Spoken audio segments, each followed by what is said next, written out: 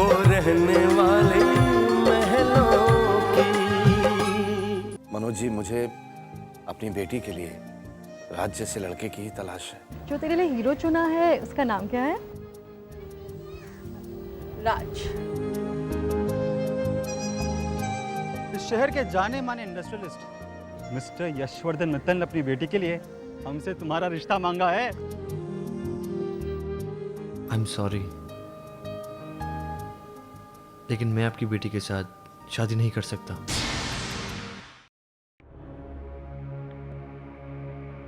Sir, मुझे माफ कर दीजिए। मैं आपके सामने ऐसे ना कह रहा हूं। सर, आपने मुझे अपनी बेटी के काबिल समझा, ये मेरे लिए बहुत बड़ी इज्जत की बात है। पर क्या मैं तुम्हारी इस ना का कारण जान सकता हूँ? सर, आपके और हमारे स्टेटस में बहुत फर्क है। कैसा फर्क? कैसा फर्क बेटा? मैं जानता हूं तुम ये कहोगे कि आपकी दुनिया अलग है, हमारी दुनिया अलग है। लेकिन सच बताऊं, जब मैंने तुम्हें अपनी बेटी के जीवन साथी के रूप में चुना तो मुझे तो कोई फर्क महसूस नहीं हुआ।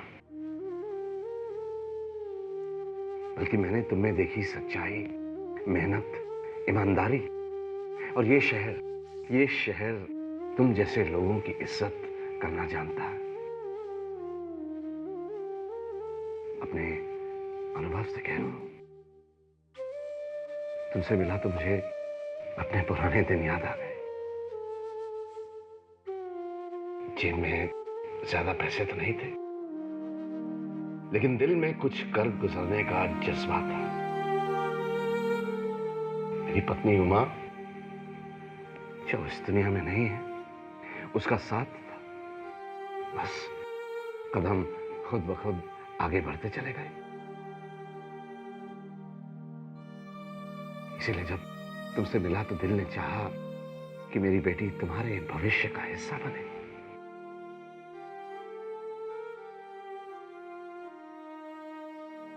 सर, पर मैं तुम्हारा जो भी फैसला होगा मुझे मंजूर होगा।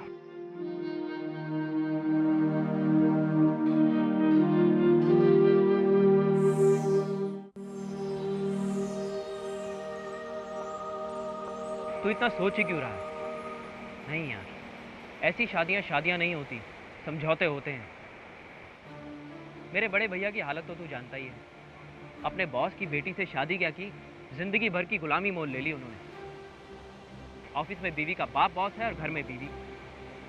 जब भी अपने भैया को देखता हूँ ना यार, तो उन पर तरस आने लगता है मुझे। पता नहीं उन दोनों के बीच मियाँ बीवी का रिश्ता कम और मालिक नौकर का रिश्ता ज्यादा दिखाई देता है। छोड़ना यार, तुझे क्या जरूरत पड़ी है ऐसी शादी करके जिंदगी भर की सजा मोल लेने की? यशवर्धन मित्तल की रानी बिटिया के लिए कोई और राजकुमार मिल जाएगा। तू खुद सोच, वो लंबी लंबी गाड़ियों में बैठकर घूमने वाली वो लड़की तेरी बाइक के पीछे बैठेगी क्या? कभी नहीं, नेवर।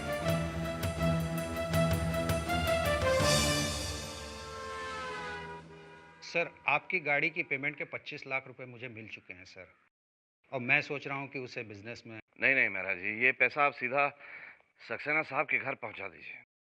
इस वक्त उन्हें रुपयों की सख्त जरूरत है। लेकिन सर, पैसों की जरूरत तो हमें भी बहुत है सर। है, बेशक है, लेकिन दूसरों की जरूरत को नजरअंदाज करके हम अपनी जरूरत तो पूरी नहीं कर सकते हैं ना। ठीक है सर, बाहर गाड़ी लेने घर आ रहे हैं सर। ठीक है महाराज जी। मैं आज तो हम शॉपिंग के लिए जा रहे हैं।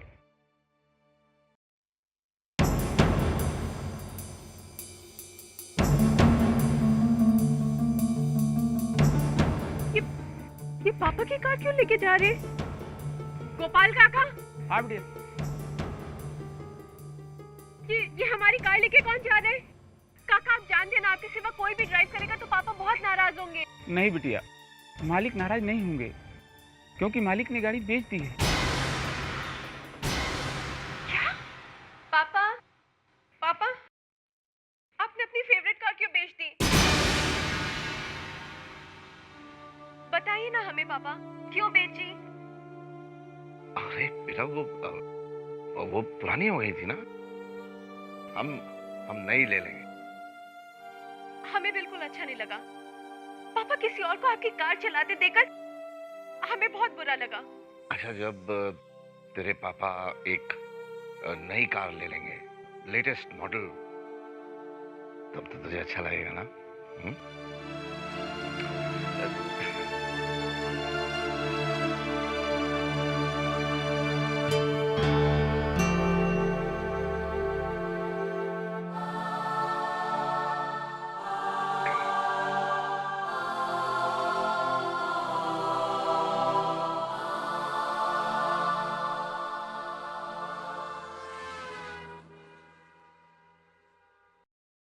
Excuse me, I'm Mr. राज गोयल। आप लोग यहाँ? तूने हमें बताया क्यों नहीं कि कल तुम मित्तल साहब के ऑफिस गया था? ये बात तो जब मैं घर पे आता तब भी हो सकती थी ना।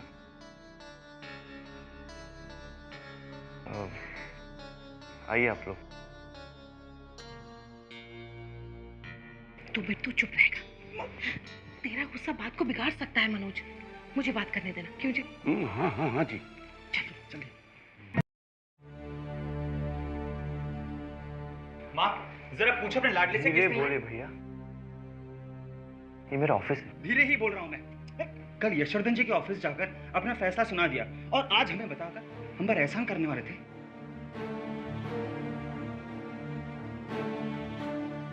ये शादी नहीं हो सकती बस। अरे ये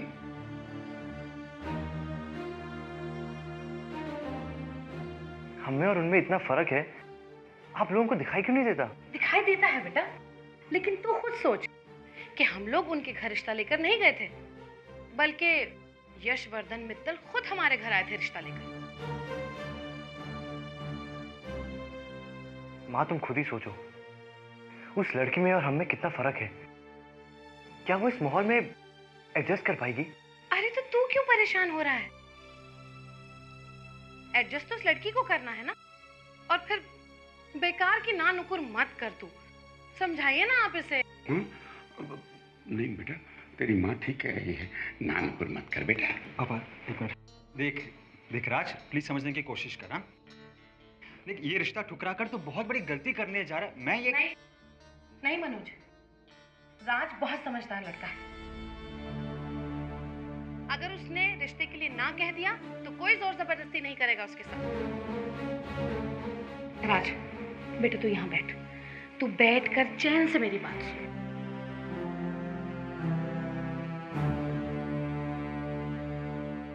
देख मेरे बच्चे, मैं मानती हूँ कि वो महल जैसे घर में रहने वाली है, लेकिन अब जब तुम दोनों के रिश्ते की बात चली ही है तो इसके पीछे कोई तो बात होगी जी, है ना? हाँ जी।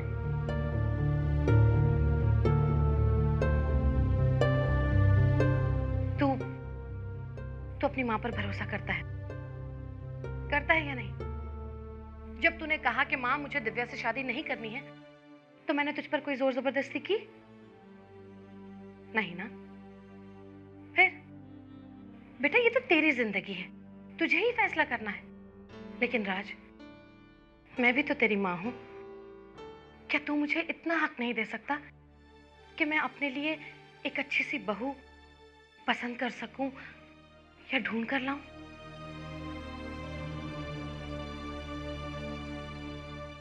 तो ठीक है, हम लोग एक काम करते हैं, हम पहले जाकर लड़की देख आते हैं, और अगर मिलने के बाद मुझे ऐसा लगा कि वो लड़की वैसी ही है जैसा जीवन साथी मेरा बेटा चाहता है, तो फिर हम रिश्ते को आगे बढ़ा देंगे। और अगर नहीं तो हटाओ। अरे मेरे चांद जैसे बच्चे के लिए तो एक से एक रिश्ता आएगा। क्यों जी, ठीक कह रही हूँ ना मैं? बिल्कुल ठीक। समझा बेटे? राज, अरे अब तू कुछ बोल। ठीक है, पहले आप लोग जाकर लड़की को देख लीजिए।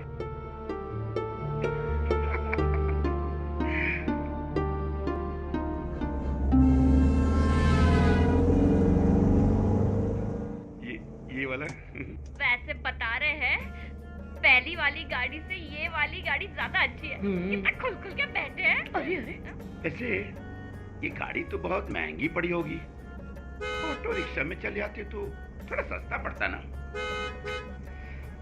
बाबूजी, चीप एंड पैसे। आरती, तुमसे हिसाब किताब करने के लिए कहा है मैंने? हाँ?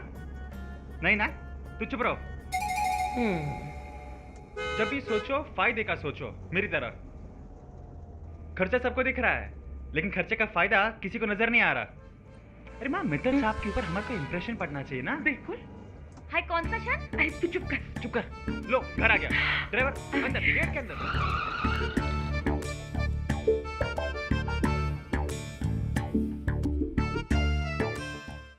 आइए, आप ही का इंतजार हो रहा था।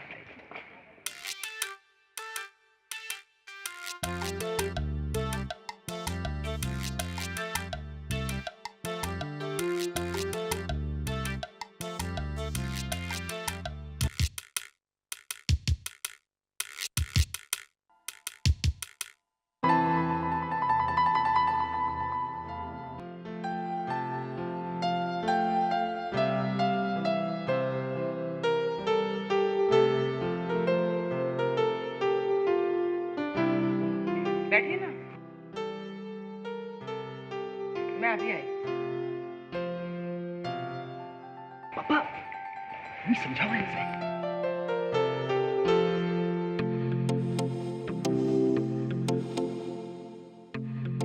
हाथ मत लगाइए जी किसी चीज को। सुनो, वैसे बता रहे इस घर में हाउ मच फैमिली रहती है? यशवर्धन जी और उनकी बेटी। ओए, तो इस घर की साफ सफाई? सभी और कुछ सवाल मत पूछना।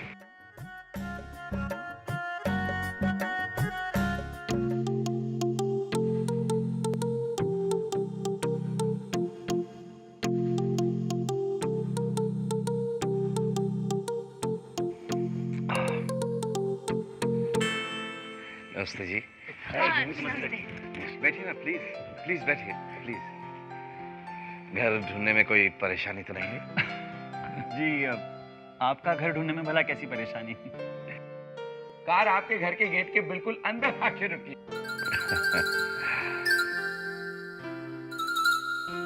ये मेरी पत्नी है सुरेखा।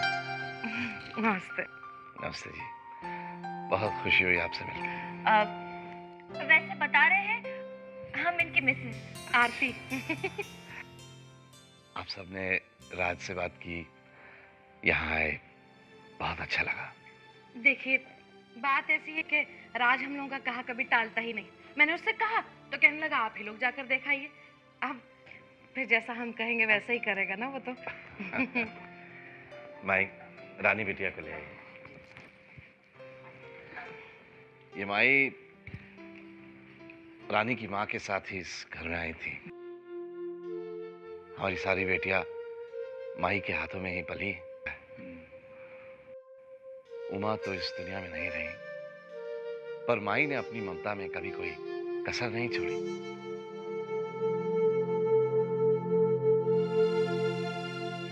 आप लीजिए ना प्लीज। लो बेटा। जी।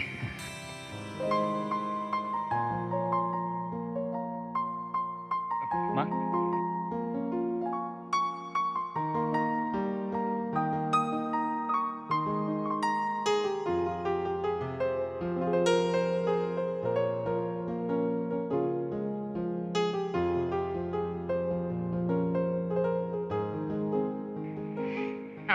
बैठो।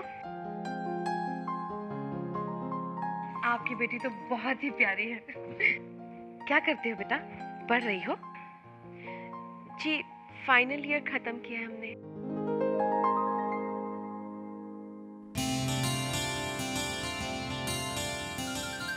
अच्छा, ये स्टैचू आपने कहाँ से खरीदा? ये, हाँ, ये तो मेरे ख्याल रानी तुम फ्रांस से लाई थी ना बेटा? जी पापा। ओह, मतलब फ्रांसीसी है। जी, फ्रांसीसी है। अच्छा। मित्तल साहब, हमारी तरफ से तो आप ये रिश्ता बिल्कुल पक्का ही समझिए। क्यों जी? रिश्ता पक्का?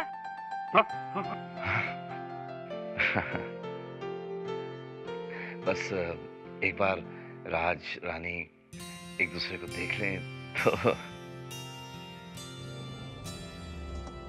अगर राज को फोर्स करना पड़े तो फोर्स कीजिए, लेकिन रिश्ता हाथ से ना जाए। नहीं। अब तो अपनी आंखों से देख लेना उन लोगों की क्या शान है। शान? क्या शान है? और वो फ्रांसिस स्टैचू, वाह! क्या कितने का होगा? क्यों खरीदोगे? जब देखो तो स्टैचू की कीमत पूछते रहते हैं। अरे क्या हर चीज की कीमत पूछते रहते हो? अच्छा नहीं लगता? नहीं, अपने नॉलेज के लिए। अरे काहे की नॉलेज तुम्हारी? वैसे बता रहे हैं हमारे माइंड में ना एक बात बहुत अप एंड डाउन कर रही है। क्या? इतने पैसे वाले लोग तो उनकी लड़की का रिश्ता हमारे घर में करने की क्या जरूरत आ पड़ी होगी? हाय राम, उस लड़की में सब कुछ ठीक है, सब कुछ ओके है? आरती देखो, कितनी बार मैंने तुमसे कहा कि अपनी सोच को अपने तक ही रखा करो। लेकिन एकदम चुप। देखो माँ, खजाने की चाबी हाथ लग रही है। ये खजाना हाथ से ना जाए। अरे नहीं रे, शुभ शुभ बोल। अब चाहे कुछ भी हो जाए, मैं राज को इस रिश्ते के लिए मना कर ही रहूंगी। बहुत अच्छी है ना? हाँ। राज, हाँ भाई, कहाँ हो तुम? शेखर के यहाँ? हाँ भाई, पहुँच रहे। हाँ। लेकिन मेरा मतलब लड़के वाले देखने तुझे घर आए थे? ये तो बता, तेरा वो प्रिंस चार्मिंग भी आया था क्या? नहीं, वो नहीं आए थे। ओए होए, अभी से ये जी वो जी। रानी तू तो मरी, बिना देखे ये हाल है तो देखने के बाद क्या हाल होगा? शट अप यार। सुन रानी, तू मेरी एक सलाह मान। तू अपने वो जी को ना एक बार देख ले, क्या पता बाद में सुनने को मिले काला कौवा मलाई मार गया। काला कौवा मिले तुझे। ओहो, हम जानते हैं, वो बहुत हैंडसम है। handsome। अरे माँ, जरा राज को बताइए तो सही कि रानी कितनी खूबसूरत है। हाँ राज बेटा, बहुत खूबसूरत है लड़की, और सुलझी भी तो इतनी कि क्या बताऊं तुझे मैं। बिल्कुल अपने पिता की तरह। ना उसने आंख उठाकर बात की और ना ही ऊंची आवाज में बोली। वो लड़की सुशील है, भोली भाली, बिल्कुल वैसी है वो जैसी बहू मैंने अपने सपनों में देखी। और खातिरदारी में तो उन लोगों ने कोई कसर ही नहीं छोड़ी। अरे माँ, जरा राज को बताओ तो सही कि खाने पीने की आधी से ज्यादा चीजें रानी ने खुद बनाई थी। रानी ने खुद बनाई थी? हाँ। अरे बहुत मजेदार खाना था, तारीफ के काबिल है राज, वो लड़की तारीफ के काबिल है। अरे उसकी माई मुझे बता रही थी कि इतनी सारी गाड़ियां घर में होते हुए भी वो स्कूल कॉलेज बस में ही जाया करती थी। अच्छा? हाँ। और बेटा, पैसों का घमंड तो बिल्कुल भी नहीं है, नाम को गुरूर नहीं है उस लड़की में। अब ये सब बातें रहने दो, मुझे तो एक ही बात कहनी है, मेरे दिल को भा गई है रानी। मुझे भी। तेरे लिए कितने रिश्ते आते रहते हैं, आते हैं ना? मैंने कभी भी तुझ पर जोर डाला नहीं, लेकिन रानी एक ऐसी लड़की है कि उसके लिए मुझे तुझ पर जोर भी डालना पड़ा ना तो मैं हिचकिचाऊंगी नहीं। राज जी, अब कम से कम माँ की खुशी के लिए हाँ बोल दो ना। ना मनोज, मेरी खुशी के लिए नहीं, अपने दिल से ये हाँ कहे। देख बेटा, मैं नहीं चाहती कि मेरी पसंद के लिए इसे किसी ऐसे अनचाहे बंधन में बांध लूं मैं। नहीं, जिंदगी तो इसी की है ना। बस राज बेटा, एक बात कहूंगी मैं, अपनी माँ की सिर्फ एक बात मान, एक बार तू रानी से मिल ले, उसके बाद जो तू फैसला करेगा वो हम सबको मंजूर होगा। क्यों जी? हाँ जी।